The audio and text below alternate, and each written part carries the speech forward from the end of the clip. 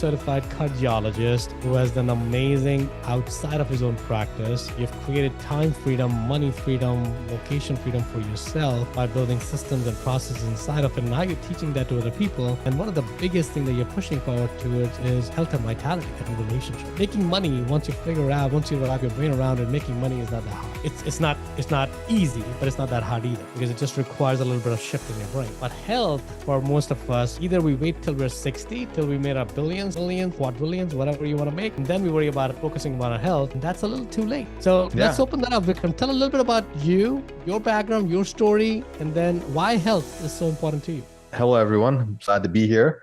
This is exciting. I know you guys are having this impact wealth building immersion event with our friend here, who's really bringing all these top speakers from all over the country in different topics to really up level you guys. So I'm honored to be part of this panel. Yeah, my story isn't unique in the sense that I'm not supposed to be here. I should be in the Cath lab somewhere putting a stent in like an 45-year-old man who has a heart attack, right? But instead, I'm presenting about my real estate company, Viking Capital, and some of the strategies and philosophies I've developed over the years that have taken me to be I think, at least in our common society's terms, quote unquote, successful in real estate. But I think it's because I have a holistic view of wealth and health.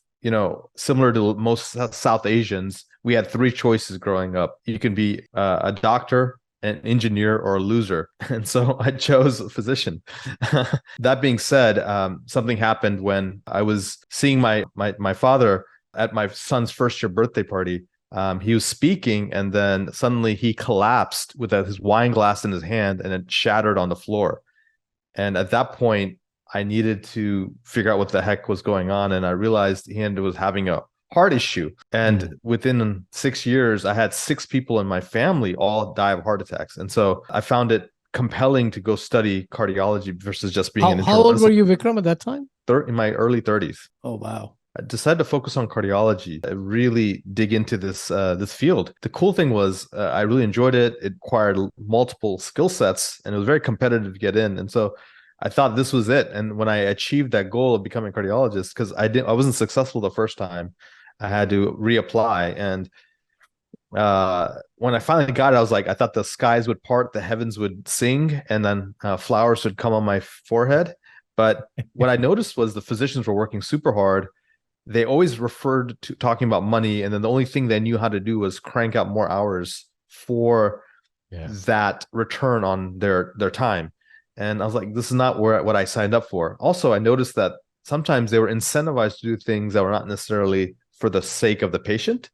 That's also what didn't sit well with me. And so I was like, let me figure out a way where I do what I love, but I don't want to be doing this for a financial reason. I just do it because I get to, not because I have to. Right. And I attempted stock options trading, and I got my butt kicked in a scientific way. I tried wholesaling, didn't work out. I did single family homes with my father for a little while. It was okay. It was a nice, enough to buy some Christmas gifts, but didn't really replace my 6-figure income. So I was like, what can I do that really can, shift the narrative of my income and my success pathway? And I listened to a man speak about syndications and multifamily and active investing and passive investing. I'm like, oh, that sounds interesting. And similar to everything else, the more value you provide to the marketplace, the more income and impact you can have. And so, a physician can have one-on-one impact. The CEO of a hospital can have a lot larger impact. The CEO of a healthcare organization like HCA or Aetna or Kaiser can have massive impact, right? And similarly, their income also goes up. So I transitioned from single families to small duplexes to small retail to eventually doing 100, 200, 300, even 400 unit apartment complexes. The journey was pretty intense, but I'm glad I'm here. And, I couldn't have done it without my team. But that being said, what I've noticed is I've come across probably hundreds, maybe even thousands of real estate investors in my time. And I've noticed there's certain characteristics of a successful real estate investor and an unsuccessful one in terms of sustainability. The people who are here 10 years down the road, 20 years down the road that are still successful as real estate investors, they have a certain archetype. And I like to share that with you guys with my slides. Let's do that. So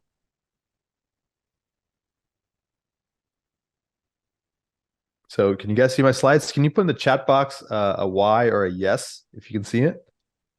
We can see it, Vikram. Yeah, I'm looking for some interaction with the audience. Perfect. Perfect. Okay, great. Thanks, Nina. Anyone else? Anyone else can see it? Perfect. Thank you, guys. Awesome. And in terms of health, wellness, human optimization, if there's any topics you guys really want me to cover, so my training is cardiology. Then I became what I call a functional medicine physician, was essentially treating the root cause of disease and getting people from where they are to, you know, stabilization. And now I'm more into biohacking and human optimization, where I take someone from stable to superhuman. So if there's anything you specifically want me to cover, can you please put in the chat box so I can focus my talk on that? Otherwise, I'm just going to rip and roar here. Okay, cool. So how to construct sort of a millionaire body bulletproof mind. And so this is a protocol for physicians. So just a little bit, I talked about my story a little bit. Real estate wise, again, our company, Viking Capital, we have about $750 million of real estate, over 25 syndications we've done. We've raised $250 million of private equity. And so the health real estate mindset, we need to just sort of define this term extremophile, control the controllables. And then at the end, I'm going to talk about applying tools, strategies, and resources to help you optimize and enhance your performance.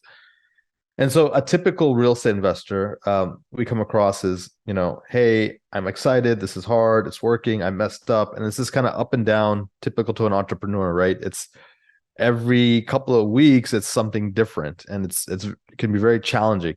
And then the health of an investor or entrepreneur is really, you know, you have something called cortisol, which is your stress hormone, super high at the beginning. Then you have inflammation, then you get exhausted. Sometimes we drink more, we eat more, we don't sleep as much, we gain weight, sometimes lack of sleep.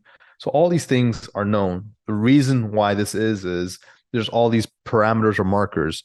Most physicians, traditional physicians, when you go to your typical wellness checkup, they rarely check a lot of this stuff. They may check some of it, but even if they do check it, they're using quote unquote levels compared to the average human in the United States. The average human in the United States is probably not healthy. So when you're comparing to the average, you're like, oh, I'm not that bad.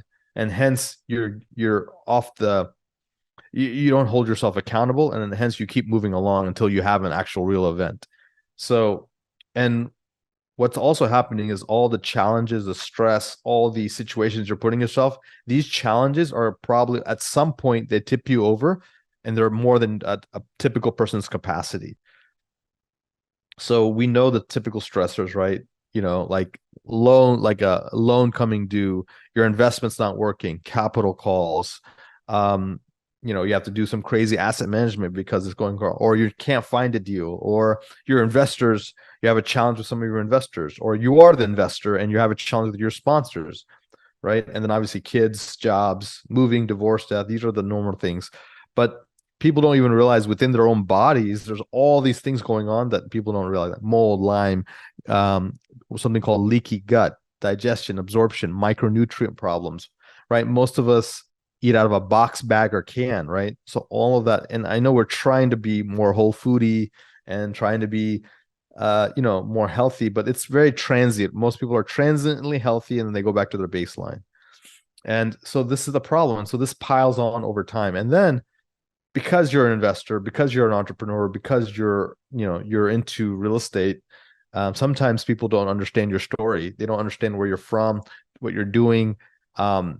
You yourself are wondering, hey, where's the light at the end of the tunnel? You know, am I really going to make it? And then what's going on with Jerome Powell, with the real estate cycle, with interest rates, and all these things can are things we face. And what I call this, there's a term called extremophile. It's actually an organism that has to do with a lot of stress.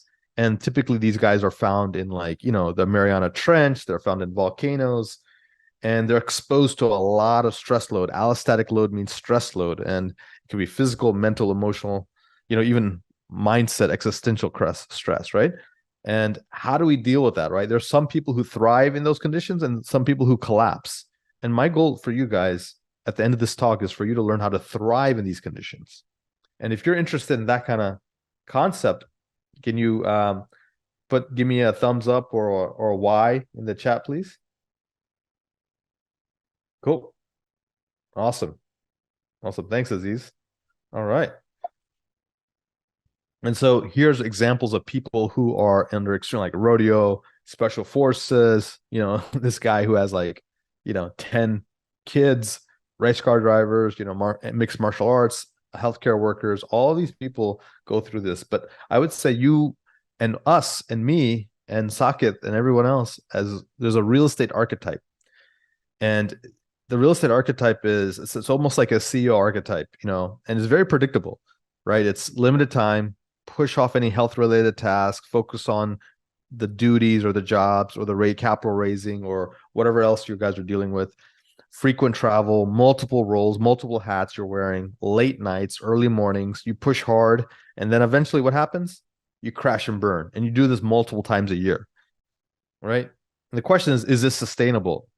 And a lot of times your mood is based on the market. Your mood is based on your investments, right? And so it's externally controlled versus internally stabilized.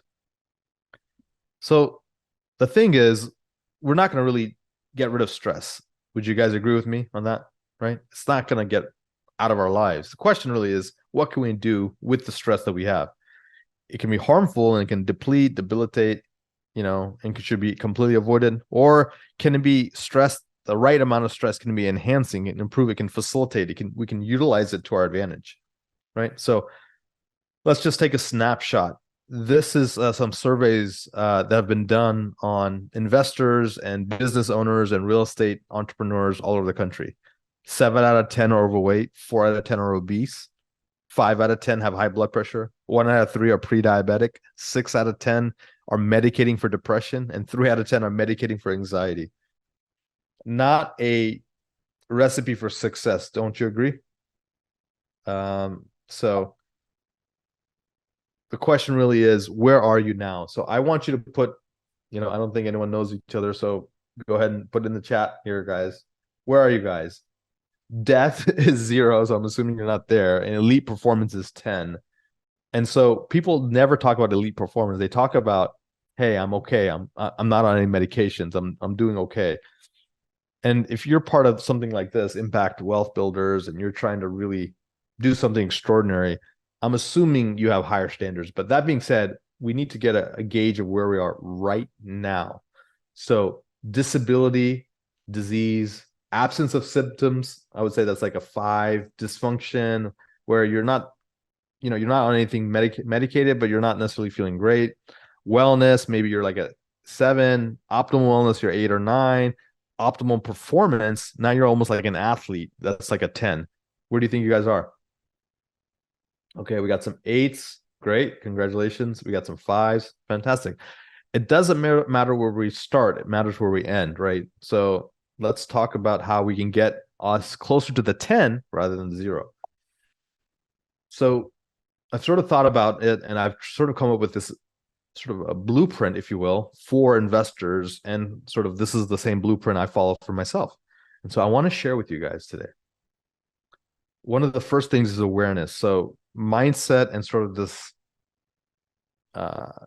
brain wave optimization thinking process, paradigms and frameworks is very key to you having a sort of a optimistic outlook on life and a growth outlook on life. So a fixed mindset, which most of you are surrounded by, and I am as well, it's people want to be perfect or talented, and if they're not, they avoid challenges, they give up easily, they see effort as temporary, they get frustrated, they ignore feedback or criticism, they feel threatened by other people's success. Scarcity mindset, I would say, right? The growth or abundance mindset is you embrace challenges, you push through setbacks, you believe effort is more important, use feedback and criticism to improve, you're inspired by and learn from others, right?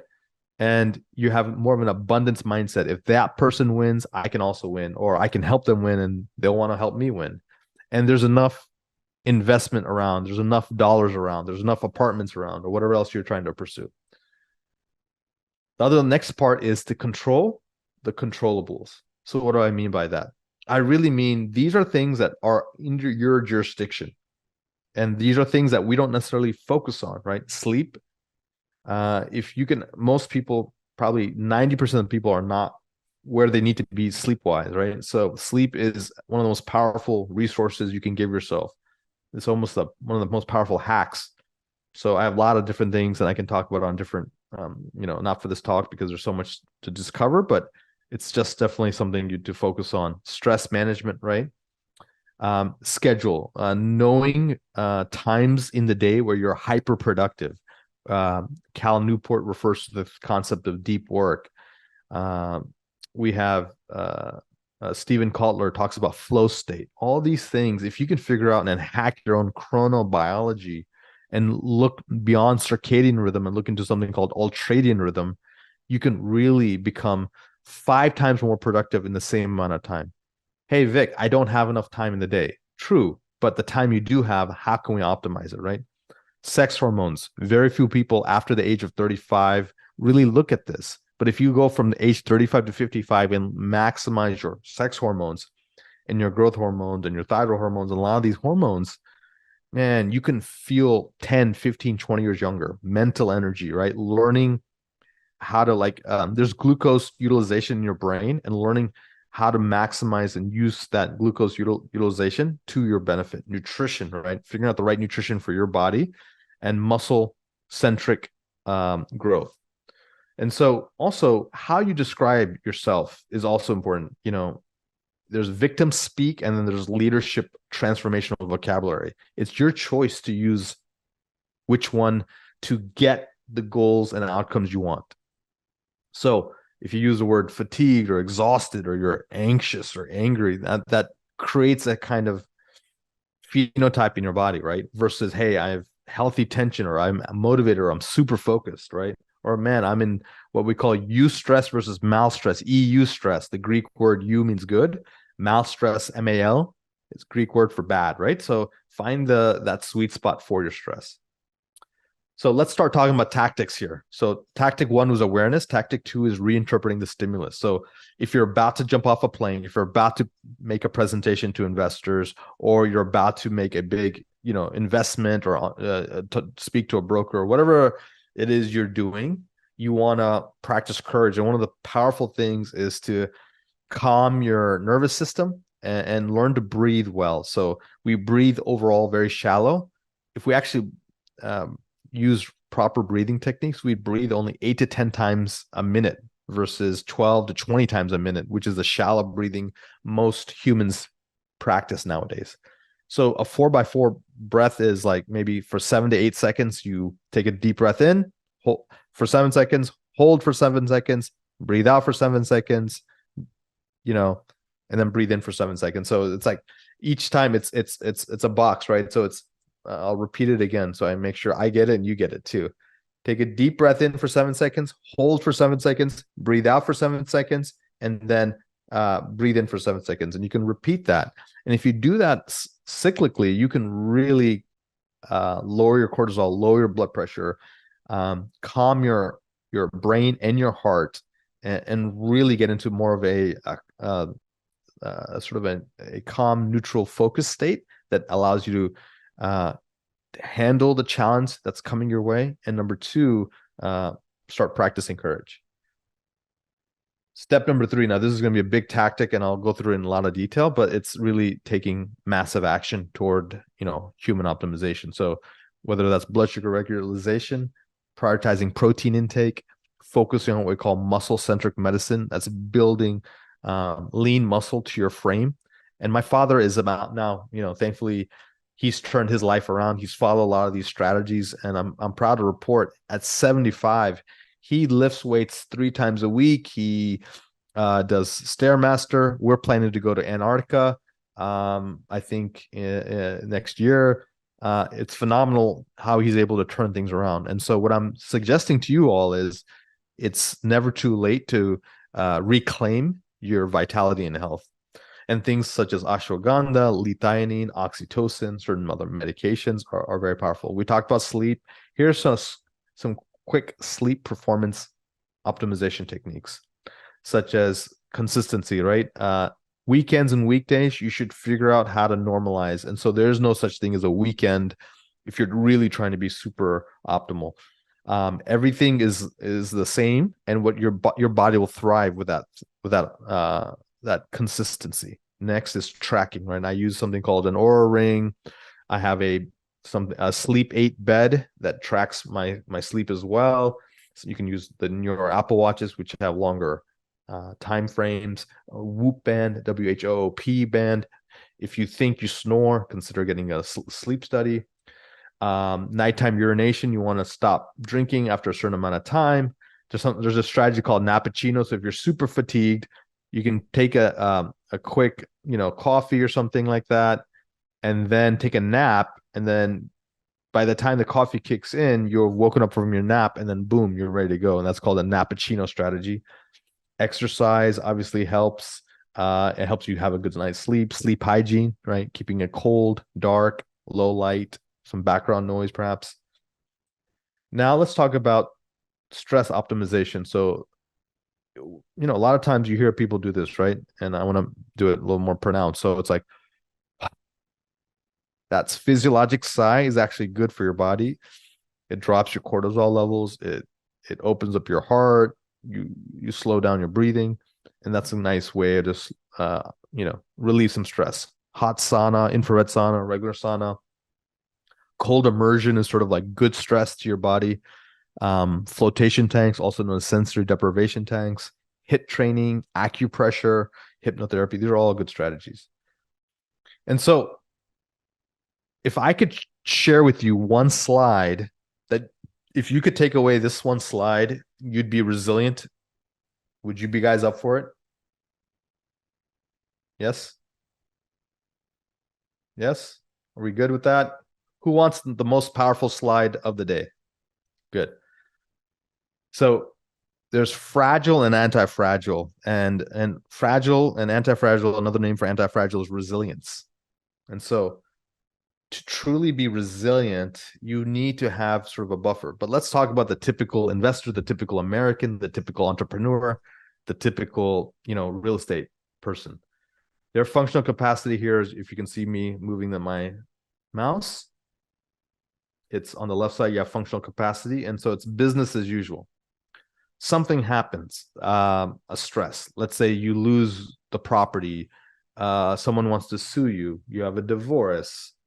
Some kid one of your kids has a problem. There's an acute situation. And what happens is then, boom, your functional capacity goes down because of the situation. Or there's a physical thing. Hey, you have a health challenge yourself, and for example, I was doing Brazilian jiu-jitsu, and I my neck got cranked really severely during one of my sparring sessions, and I immediately over the next 6 weeks I lost strength in my triceps, and I had severe back pain, and this persisted for about 6 weeks, and it was horrible. And I was going on a 3-week European vacation, and during the whole time I was dealing with this challenge, and it was very challenging. But what happened was, because I had done investments to build my resilience, which is the right graph, I was all the way up here. So when that acute situation happened, I went down typically, and I had a response, and then I recovered. I did acupressure, I did cupping, I did electrical stimulation, you name it, I did the strategies, and I'm like 95% recovered now, and I'm back to where I am at this high level. Now, the people who don't have those investments over time, what happens is this acute hazard puts them over the tipping point. And yes, they have a response, and yes, they have a recovery, but they usually don't recover back to their original baseline. And this permanent loss is over why people start degrading in their 40s and 50s and 60s and 70s. And pretty much 70s is the peak I would say 40s is probably the peak for most people. 50s, they're hanging on. 60s, they're just, getting by. And 70s, they're essentially done. And they peak in their 30s and 40s, but they get buried in their 80s, right?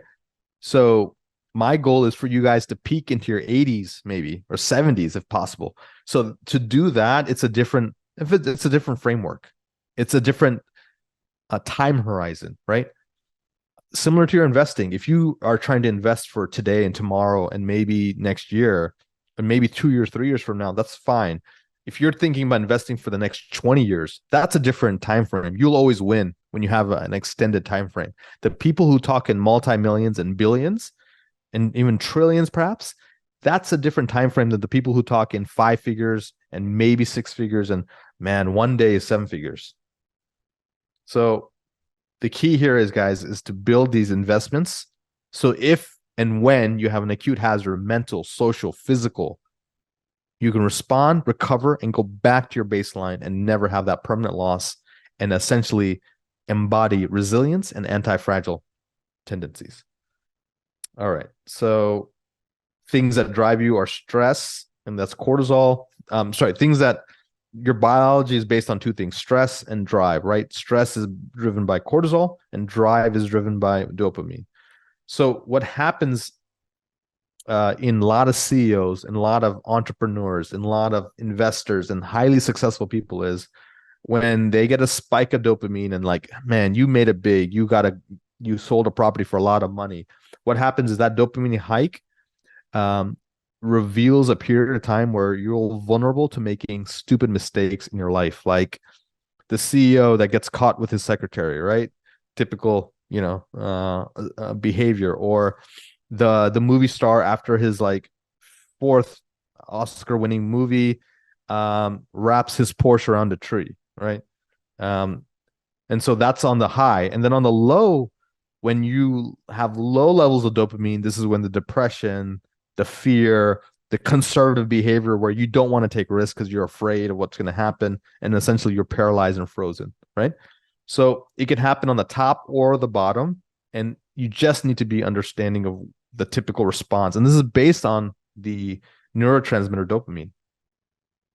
And so if you can learn to do things like meditation and breath work and journaling and things like that, you create typically a resilient and unstressed mind. You have control of your prefrontal cortex, and you have tight control of thoughts, emotions, and actions.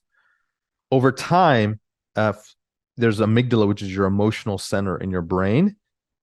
A lot of folks don't have good control, and so when they get stressed, then what happens is the amygdala takes over, which is more of a primitive reptilian brain, and it causes a lot of problems. And you have lack of jurisdiction on your thoughts, and so you're more likely to make impulsive, poor decisions. So the key really is by you focusing on having this neutral, focused mind throughout the ups and downs of your career, of your life. What some of the ways you can do that are intermittent reward schedules, limited layering, purposeful restriction, like going through. I typically three times a year I do something called a prolon fast, PROLON fast, which is a 5-day very low calorie fast, just to see what my body can do. I've done something called a no complaint challenge, where I wear a bracelet on my wrist, and anytime I sarcasm, complain, criticize, or gossip, I have to snap my wrist and then I switch it, and then I start over again. And the goal is to get 21 days in a row. And it took me like 6 months the first time to get 21 days in a row. So these are the kind of things I do sometimes to give myself mental challenges to attune my body and my mind. And then also, I really try to focus on process goals and identity goals versus the end goal, right? If your goal is to make $10 million, and until 10 million, you're going to be always miserable, then it's very challenging. So instead, hey, look, what's the short-term goal I can make? Or, hey, who do I want to become to be a $10 million person, right? That's more exciting and is more sustainable. So if you don't follow any of these strategies, guys, the concern could be low energy, lack of efficiency, only episodic success versus sustained success, fragility, burnout, and you're really not going to have the true legacy and impact that you want. So there's a vitality pyramid I do for a lot of my coaching clients. So on top of being a physician, on top of being a sort of a human optimization biological optimization person and running a real estate company, private equity firm, I also coach physicians and other sort of high income professionals in advanced strategies and help them sort of be a business sort of success coach. And these are the kind of pyramid. This is the vitality pyramid I give to a lot of my patients, and so we work through this. There's a foundational stuff which is more things that they can control, and then over that, once they optimize those, then we build on that. And so I'll just briefly highlight these. Like there's very entry level sleep strategies, and there's much more advanced sleep strategies. Obviously, nutrition, movement strategies, HIIT, flexibility, strength, resistance. A lot of different things there we can do. Posture frameworks, technology, certain things like adaptogens. We have something called the Da Vinci protocol, which is like magnetism, then oxygen, and then light therapy, done in that order.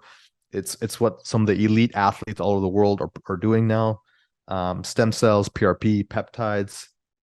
So, but if you do all these things, the goal is to feel better, have a powerful physique, have athletic energy, unlock your superhuman efficiency so you can get more done in the same amount of time. You want to, again, stop having to invest energy and time into defensive health related cost. You want to have what we call, there's a lifespan, which is how long you live, and there's a health span of how well you live. I want to elongate and optimize both, right? And so by you prioritizing your health, having better narratives, adaptability, execution, awareness, and weakness, you can be really successful. And so this is my 8-fold path to epic success, at least in the vitality realm, which is hypernutrition, having this anti-fragile framework, reframing setbacks. We talked about the vitality pyramid, restorative mindset, emphasizing muscle protein growth, and breath work, as well as sleep optimization. Okay. So, and our website for at least the real estate side of things is vikingmultifamily.com. And if you want to go to my personal website, it's vikramraya.com, VIKRAMRAYA.com. So with that, I'd love to answer any questions and we can take it from there. Vikram, before I ask people are thinking the question, my God, man, I've heard this presentation so many times now, and every time I hear it, I walk away with something more. Thank you again for sharing the website. There is one question that we have from Aziz. Aziz, do you want to unmute yourself and ask the question? Yeah, first of all, Doctor, thank you very much. That was incredible, a lot to learn. I think what I've been guilty of is not setting the foundation and jumping to the easy steps, right? Like right now, there's so much out there around supplements, things to take versus setting the foundation. So I guess for me, I see myself as starting from scratch, right? I've gone through a lot of tough couple of years, obviously, with real estate and so forth, and it's affected my health. So what would you say should be the foundation? Where should we start before going up the pyramid? Absolutely. Let's work on that foundational pyramid because, the story is when they were building the Burj Khalifa, for many years, no one saw anything, being built, and people are like wondering what the heck is going on. And they're like, hey, is there some embezzlement? Is there fraud going on with the Dubai government? And really, when they finally cornered the architect, what they found out was he was creating such a deep foundation for the Burj that's how they were able to build that, such the tallest building in the world, essentially. So you can eventually do,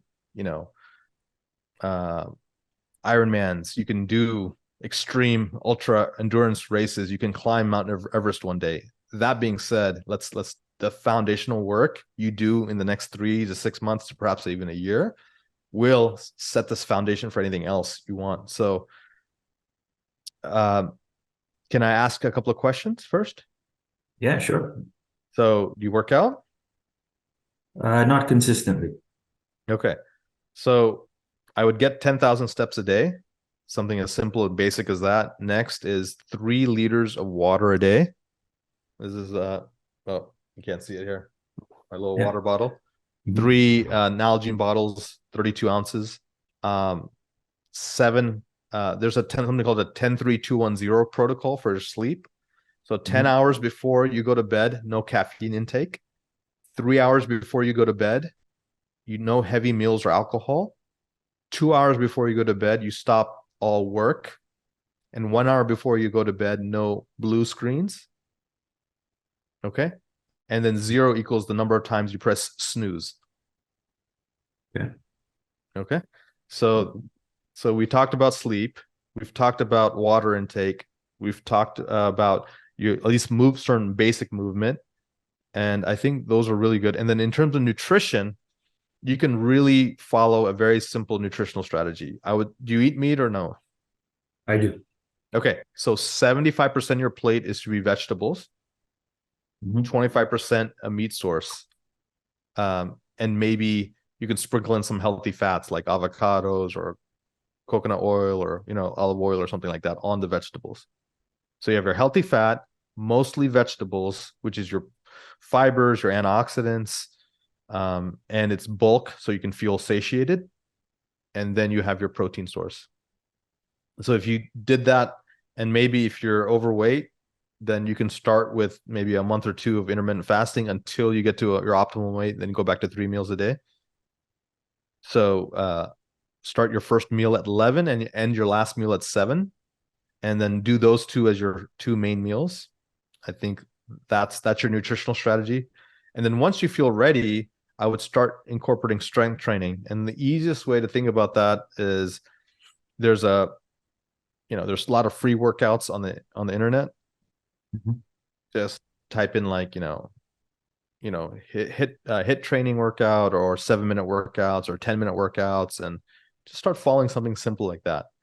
If you're really serious, you want to take it to the next level. Obviously, there's like structured workouts between Peloton, Beachbody, so many other resources out there. Or if you really want to take it to the next level, I suggest with accountability and personalized training is getting a trainer. It's one of the best investments I've ever made. Now, I know how to work out. Like, I've been doing it for almost 25 years, but I still have a trainer. Why? Similar to a real estate coach, similar to a financial coach, similar to a mindset coach, he pushes me beyond my capabilities. So I can collapse time. So what would take me maybe a year on my own, I can do in 90 days with him. Great.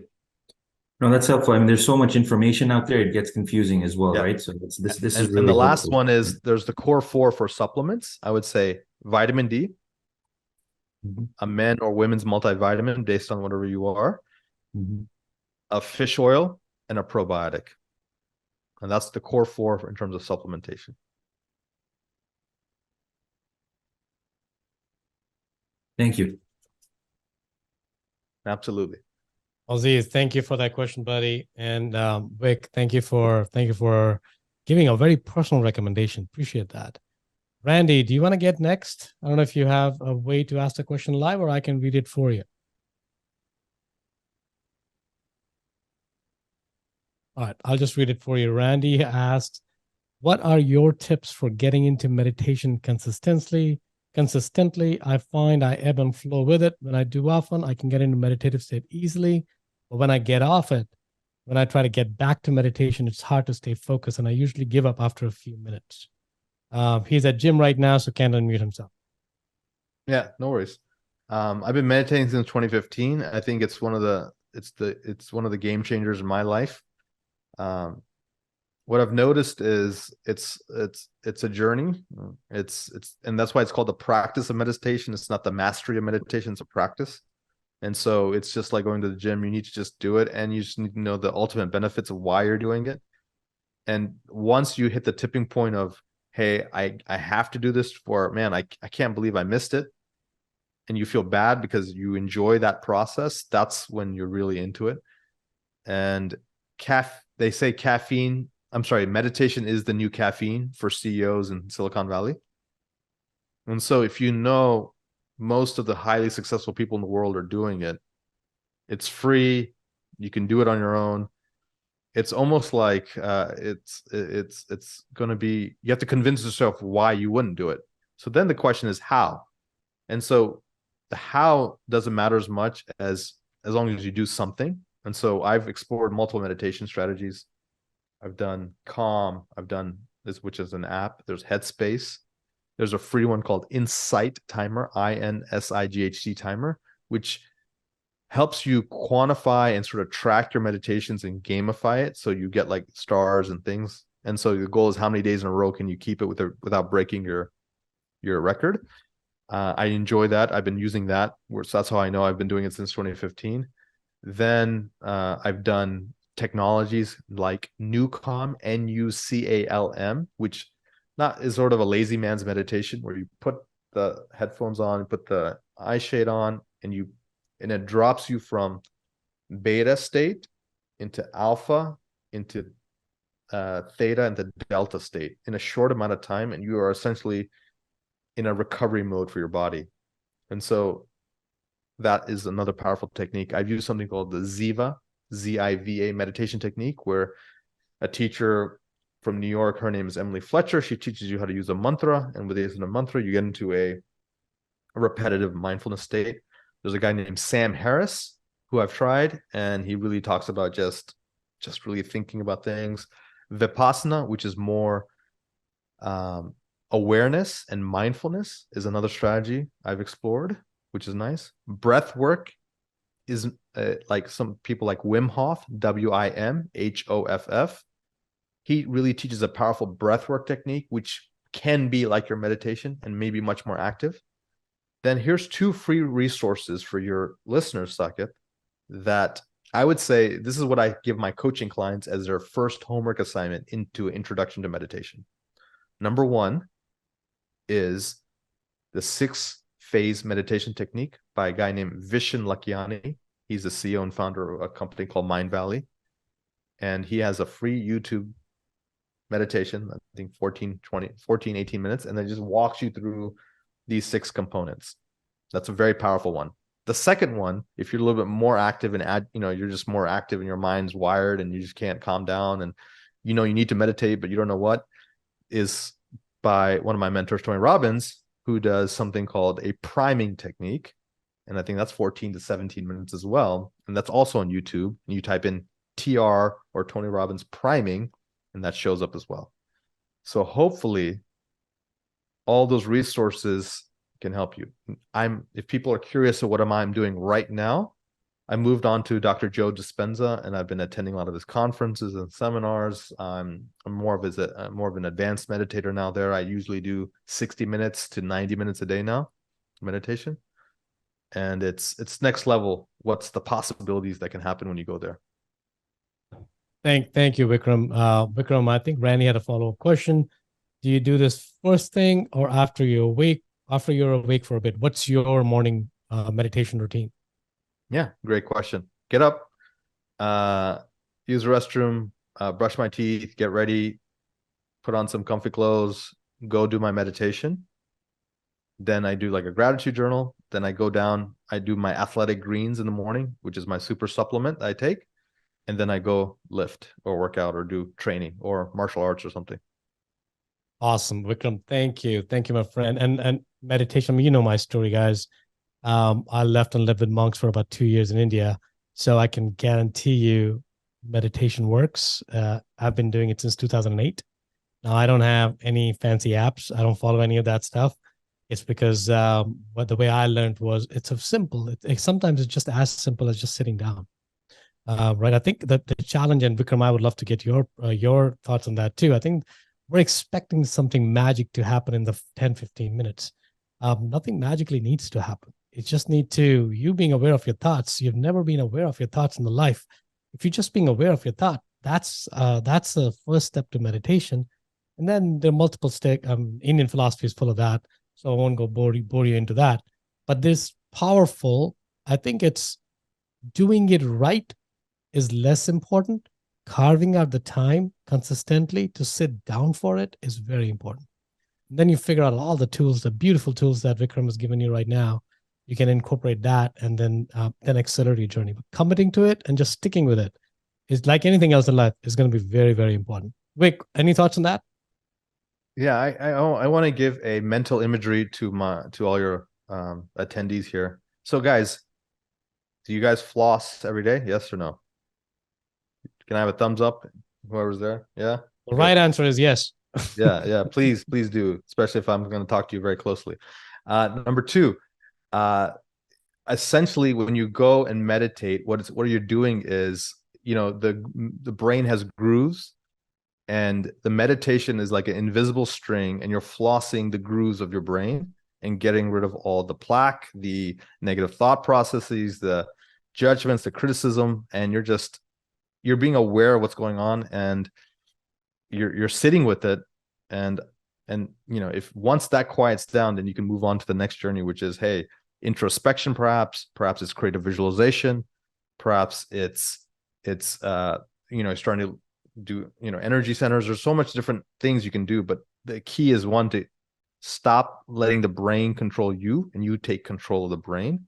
And what Saket mentioned is exactly some of the first steps to do that. But essentially, the days you miss meditation are the days you stop flossing your brain, and that feels weird when you don't brush your teeth that day. So hence, that's sort of the routine you want to get into. You're right, Randy. Get your floss out, buddy. Vik, I know your time is important, so I want to be very respectful of that.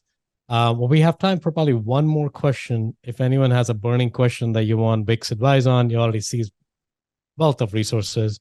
And it's hard to get people on the one-on-one basis, especially in these settings. If you have a question that you have for Vik, either for high performance or for investing, if you have an investing journey and you want to learn more about it and kind of have some thoughts on that, feel free to ask any questions. We got Vik for another few minutes here. Go ahead, Aziz. Yeah, thanks. So Vikram, obviously very diverse in your activities, right? From self-care to investing, your MD. How do you manage your schedule? What are some of the tricks that you use to make sure that you're able to achieve everything that you set out to, as far as, tasks, meetings, all that? Like, I'm just curious how you manage your time and day. I try to be intentional. I try to have a scripted life, and it's not like a boring life. I mean, I do a lot in that sense. So like, I imagine what I want, like, from a vision board to I create mind movies or mental movies that I get to watch of my life that I want to unfold. I have mentors. I use planning strategies, planning tools. And so if you go to my website, vikramraya.com, and then either some of my podcasts where I talk about the Lifebox technique, LIFEBOX, I actually map all of that out there for you guys. So I have a podcast and YouTube channel with a lot of good information. So check it out, guys. I think that'll be helpful for you. And one of the things that I help a lot of my clients do is there's a company called Intelligent Change, and they have a really good productivity planner that I recommend for you all. So I'm going to show it here. If I can, there you go. Productivity planner. It's on Amazon. You can pick it up. I think it's like $20-$30. That's something I've been using for, almost 5 years now. It's been super helpful, and it really keeps you on track. But I'm learning to say no to. First half of my life, I said yes to everything. Second half of my life, I'm trying to say no to everything. And I say yes to just a very few things. And so this is how I can travel to 5 different countries in 1 year with my family. This is how I can run 3 companies. This is how I can train in multiple disciplines, physically. I can go to conferences. I can coach almost 100 coaching clients. I can buy $250 million of real estate in 1 year and still have time for my kids and coach their basketball teams, right? So how am I doing all that? It's very intentional, very scripted. It's a good life, but it's, discipline equals freedom, as Jocko Willink likes to say. I really think that's true. If you have this life, so what do I give up? Maybe I'm not doing fantasy football. Maybe I'm not Netflixing, a lot. I do Netflix here and there because I do want to turn off my brain here. But I actually have that on my calendar. Okay, I'm going to just chill out with my wife and we're going to watch, Ted Lasso perhaps. But that's not a common thing for us. We're doing a lot of things, but it's fun. And it's also the meaning I assign it. Do I have to, or do I get to? Awesome. Thank you. Vik, my friend, on that powerful note, otherwise I'll take a lot of your time, and I know you want to say no. I don't want you to say no. So thank you again for your time. Thank you for sharing all the insights, and thank you for all the questions that you as the attendees asked. If you need to reach out to Vikram, you know where you can find him. You can find him on vikramraya.com, vikingmultifamily.com. And if you need to get in touch with him, let me know if one of these resources are not working for you. So we'll make sure it's included in there. His free resources also included on our daily schedule. So you should be able to get in touch with Vik, and he's very responsive. And if he's not responsive, let me know. I know how to find him. So thank you again, Vik. Take care, buddy.